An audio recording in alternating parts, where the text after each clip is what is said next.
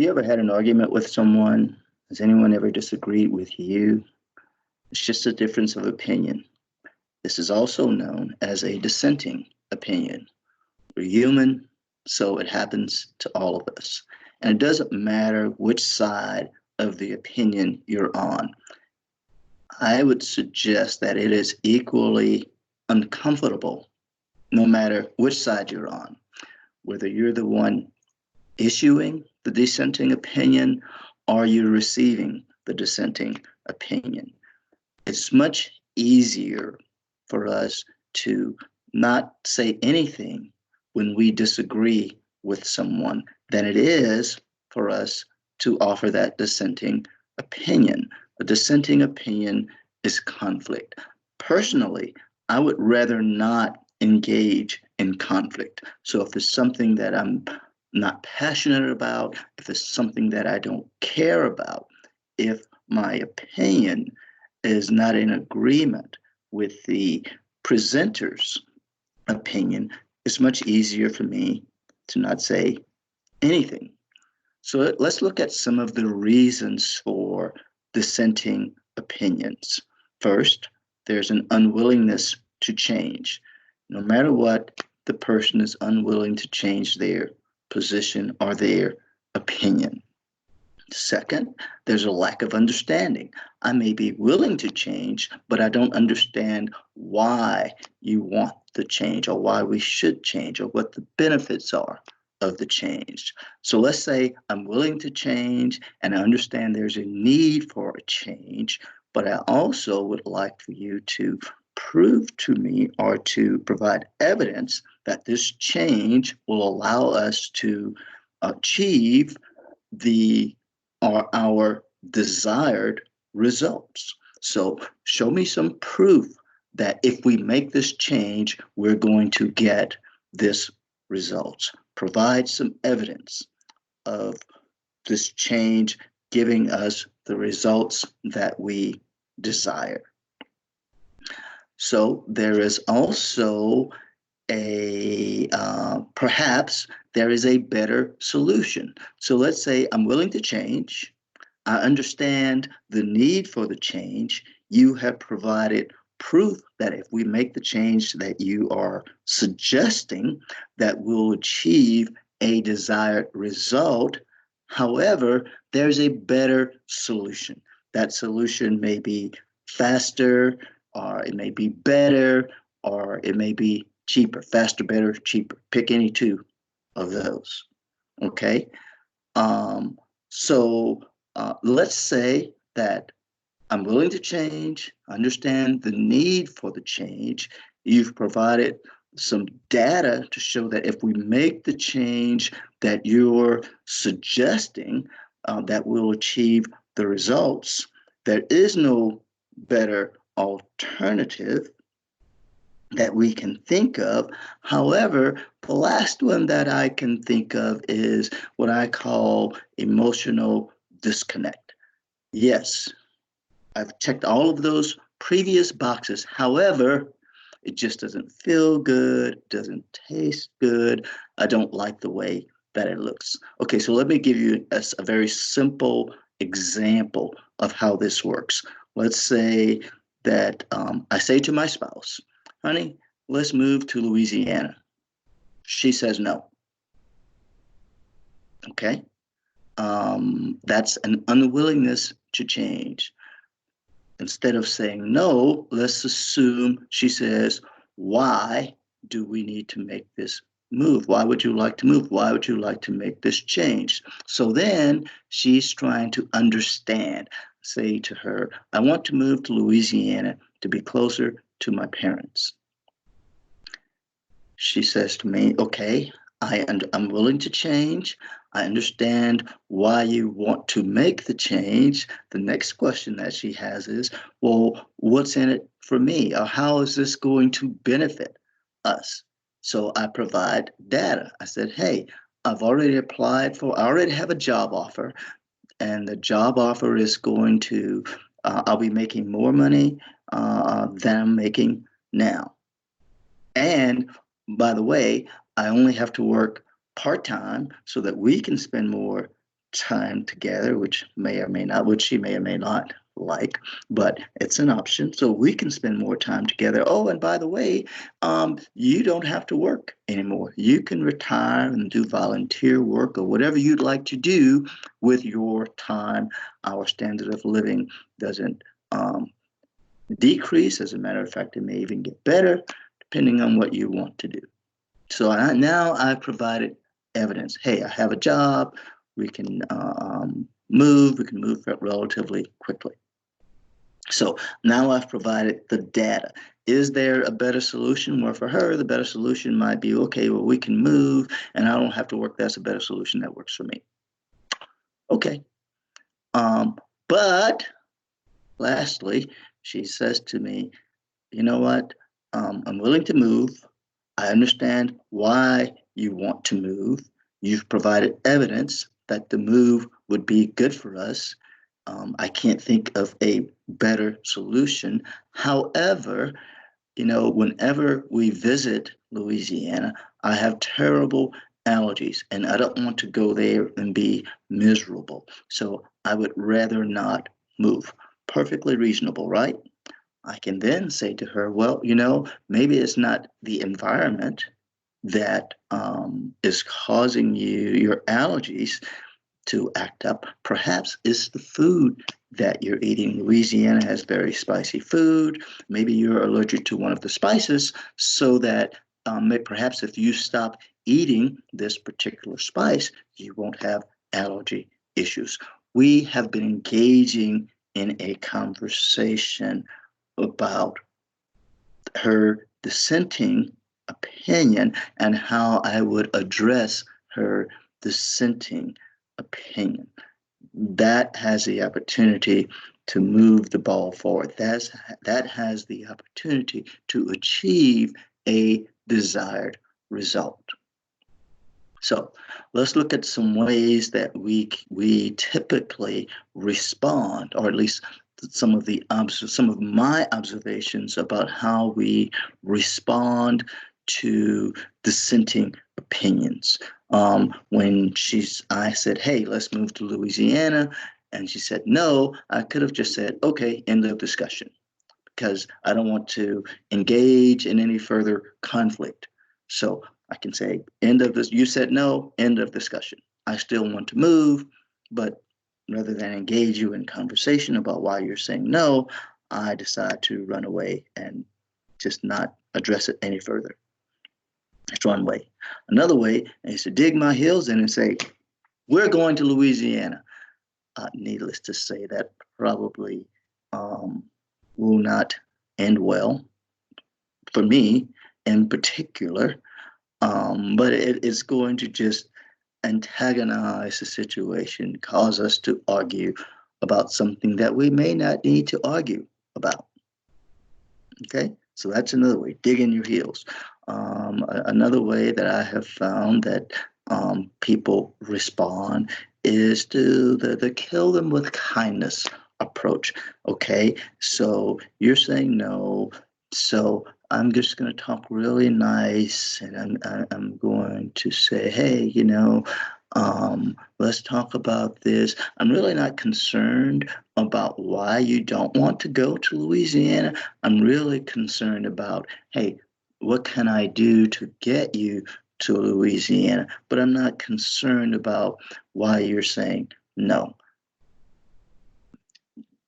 I don't recommend that approach. It is, for me, or when I've seen that approach in the past, it hasn't been all that effective. So probably not the best approach. The last approach that I've seen, and the most effective that I have seen, is to genuinely engage in a conversation with the person who's having the dissenting opinion and find out why you disagree. So at first, she didn't understand. She was willing to change, but she didn't understand the need for the change. She understands now that I want to be closer to my parents because they're aging and I'd like to be there for them. She also now understands that I'll have a job and the job can sustain the lifestyle that we have today. It may even enhance our lifestyle.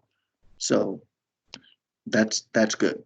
And then the last thing is she has these issues with allergies when she gets to Louisiana. So perhaps it's not the climate, perhaps it's something that she's eating. And so maybe there's an opportunity for us to address that that has a minimal impact. So again, the ways that we can respond, or the ways that I've seen people typically respond are avoid the conflict altogether, dig your heels in, try to win them over with charm, but still not addressing their issue.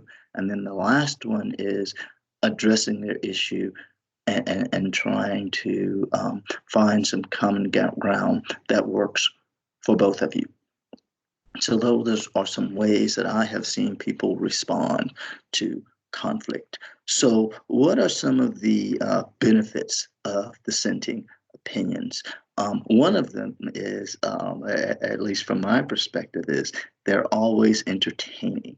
Um, the reason that I say that, imagine you're in a meeting, a typical Monday morning staff meeting, nothing exciting happens.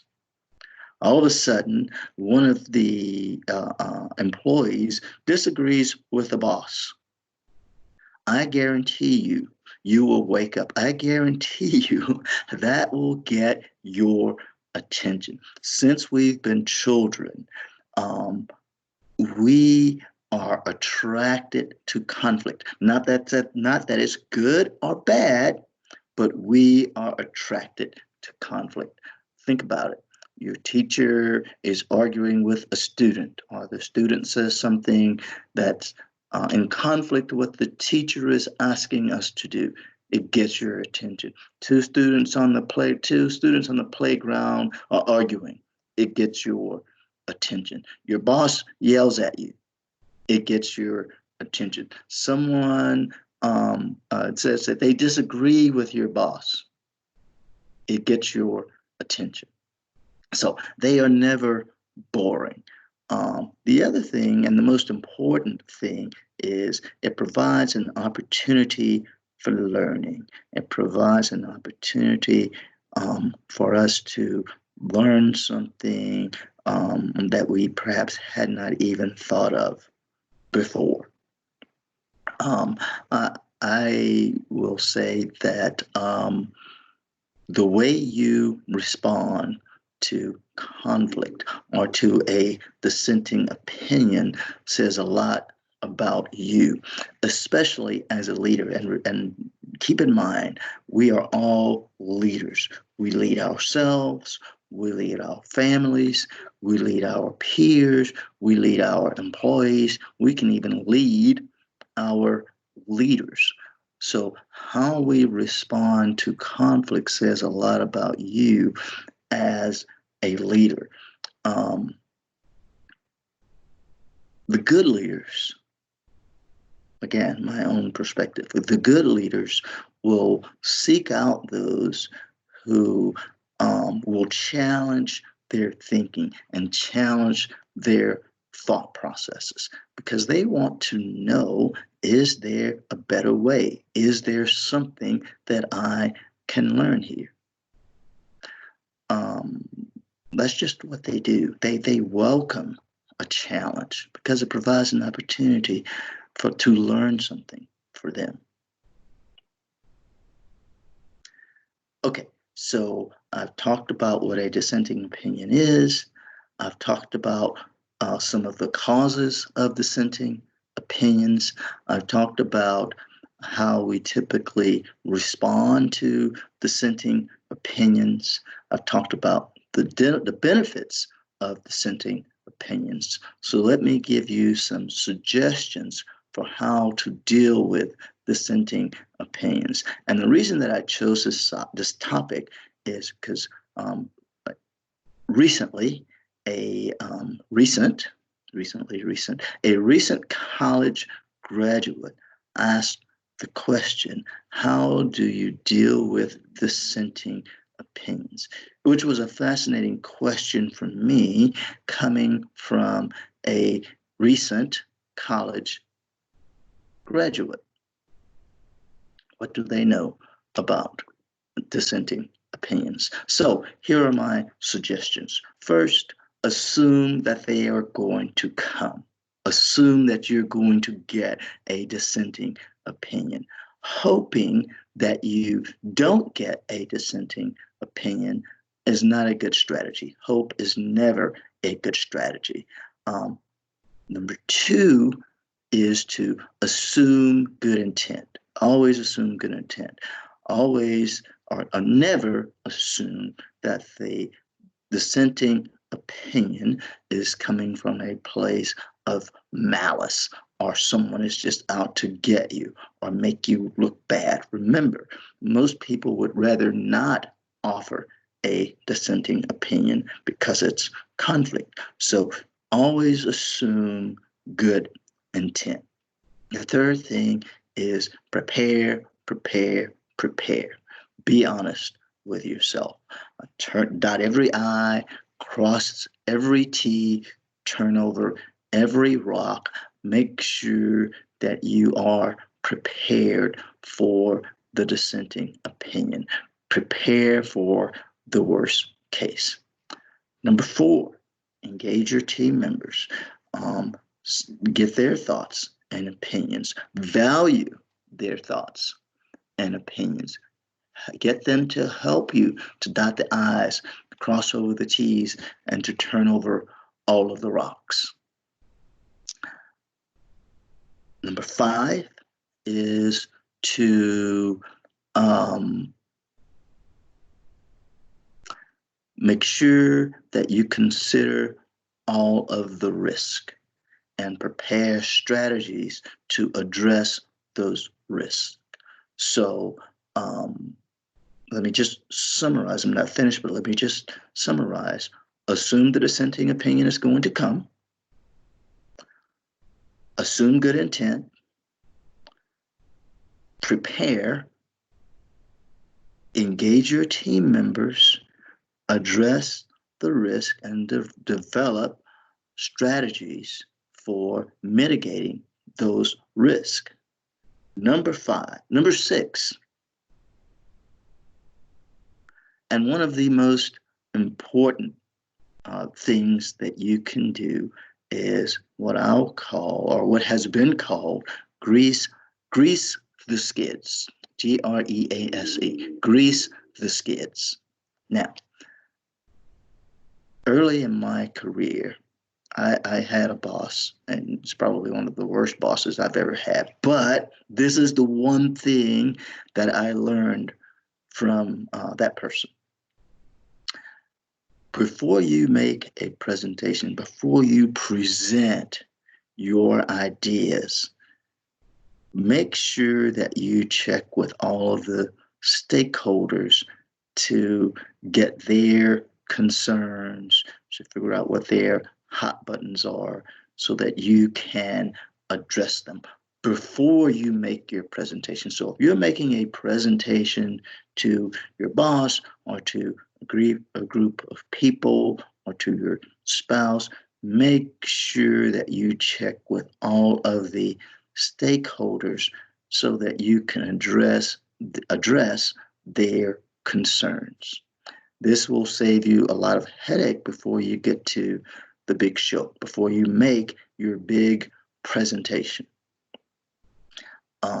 It's about getting to yes. And even though they may not be saying yes yet, if you understand what their concerns are, what their hot buttons are, you have a better chance of getting to yes when you get to the big stage.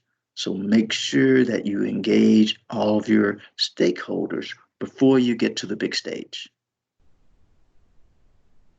Number 7, you take the feedback from those stakeholders and you make whatever changes you need to make to your plans so that you are addressing each of their concerns.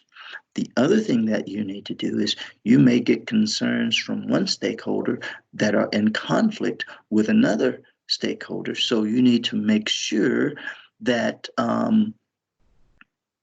that you deconflict that input. Make sure that you address the concerns of all of your stakeholders. Number 8 is be confident, because at that point, you've pretty much done everything that you can do to be ready for the big show, to be ready for the big presentation. Number 9 is embrace the dissenting opinion. When it comes, you're ready. Embrace it. Even if it's something that you haven't thought of or that none of your stakeholders addressed previously, embrace it. View it as an opportunity to learn something. And the last one, and I will close with this, is achieve the greater good. That's what it's all about. Achieve the greater good. Don't be so wedded to your ideas, your recommendations, that you can't change for something better. If something works better for the team and for what you're trying to achieve, even if it's not your idea, that's what you want to go with. Achieve the greater good. So there you have it. Thank you.